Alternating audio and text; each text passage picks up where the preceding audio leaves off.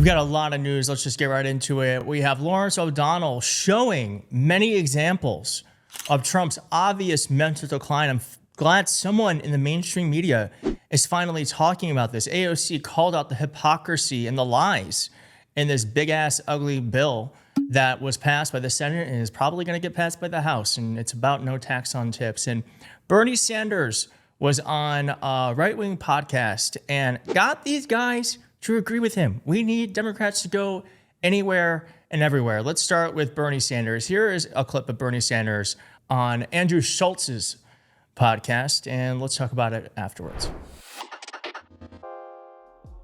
The problem I think a lot of voters had is like they didn't even know if it was her. We didn't even know if Biden was president. We didn't even know if these were her talking points. And we felt that over the last 4 elections, Democrats, we felt that we didn't have a say on who could be president. We talk a lot about the Republicans being autocrats and oligarchs and taking over democracy, but from the Democrat perspective, and I'm a lifelong Democrat, I felt like the Democratic Party completely removed the democratic process from its constituents.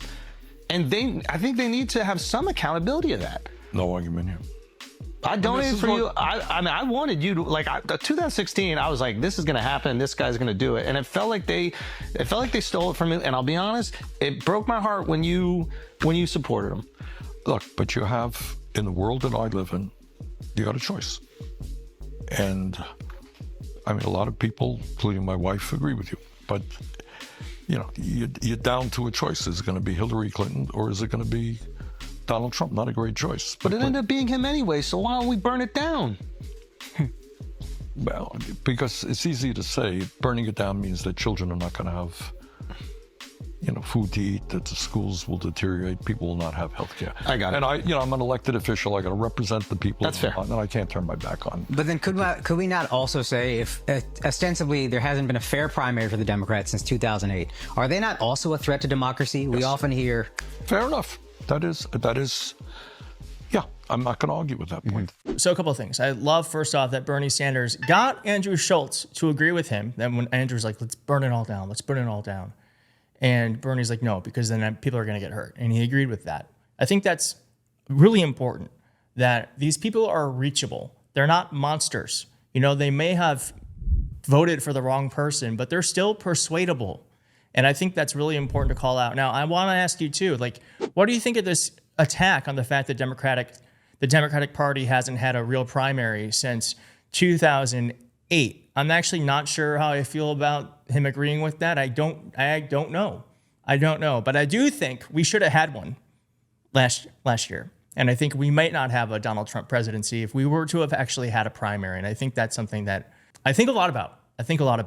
Something else to think a lot about is the fact that Donald Trump is losing his mind. He's losing his mind, and no one's talking about it. No one but really Lawrence O'Donnell. Thank God for Lawrence O'Donnell. Here he is showing just the many recent examples of Donald Trump not knowing what is going on. The 79-year-old president, the oldest person to ever be elected president, is losing his mind. News Channel. Mr. President, is there an expected time frame that detainees will spend here, days, weeks, months? And does that have anything to do with the immigration judges you just spoke about being trained and staffed here? When you say, what was the first part of your question? Is there a specific time frame you expect the detainees to spend here, days, weeks, months? In Florida? Yes, here at Alligator Alcatraz. I'm going to spend a lot. Look, this is my home state. I love it. I love your government. I love all the people around. These are all friends of mine. They know them very well. I mean, I'm not surprised that they do so well. They're great people. Ron has been a friend of mine for a long time. I feel very comfortable in the state. I'll spend a lot of time here. That's right. Donald Trump thought the question was, how much time are you going to spend in Florida? That's what a lot of 79-year-old guys get when they move to Florida. How much time are you going to spend in Florida? But the question was, is there an expected time frame that detainees will spend here? Days, weeks, months? The answer, the rest of the answer, gets even worse.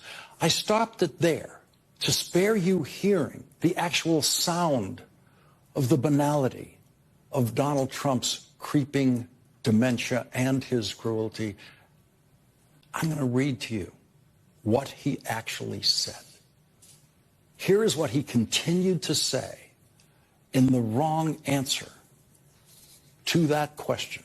How long will the detainees be here?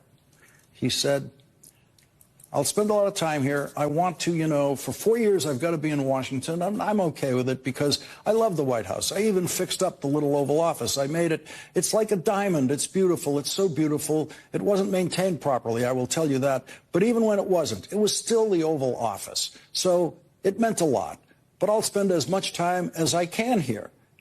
My vacation is generally here because it's convenient. I live in Palm Beach. It's my home, and I have a very nice little place, nice little cottage to stay at, right? But we have a lot of fun, and I'm a big contributor to Florida. Pay a lot of tax. Let me just pause here for a second to note that the state of Florida has 0 state income tax, unlike the state of New York, which he left. So no, he doesn't pay a lot of tax in Florida. Donald Trump kept talking. I'm a big contributor to Florida. I pay a lot of tax. And a lot of people moved from New York. And I don't know what New York is going to do. A lot of people moved to Florida from New York, and it was for a lot of reasons. But one of them was taxes. The taxes are so high in New York. They're leaving. I don't know what New York is going to do about that, because some of the biggest, wealthiest people and some of the people that pay the most taxes of any people anywhere in the world, for that matter, they're moving to Florida and other places. So we're going to have to help some of these states out, I think. But thank you very much. I'll be here as much as I can. Very nice question.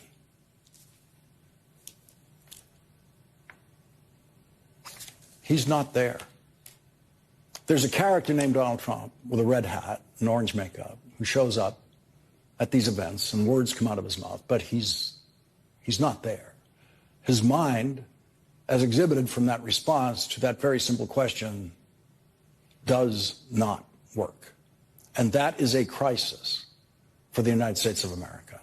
And then I want to end with this, because AOC pointed out that they've been trying to promote this thing on the no tax on tips thing, Well, save this video, because you're going to probably hear that a lot from folks on the right who support Trump. But she points out the lies of what no tax on tips really means. And I'll see you next time. And hit like on the video. Thanks. Bye. Bill, on this point of tax on tips, as one of the only people in this body who has lived off of tips, I want to tell you a little bit about the scam of that tax, a little bit of the fine print there. The cap on that is $25,000. While you're jacking up taxes on people who make less than $50,000 across the United States, while taking away their SNAP, while taking away their Medicaid, while kicking them off of the ACA and their health care extensions. So if you're at home and you're living off tips, you do the math. Is that worth it to you? Losing all your health care, not able to feed your babies, not being able to put a diaper on their bottom in exchange for what? This bill is a deal with the devil.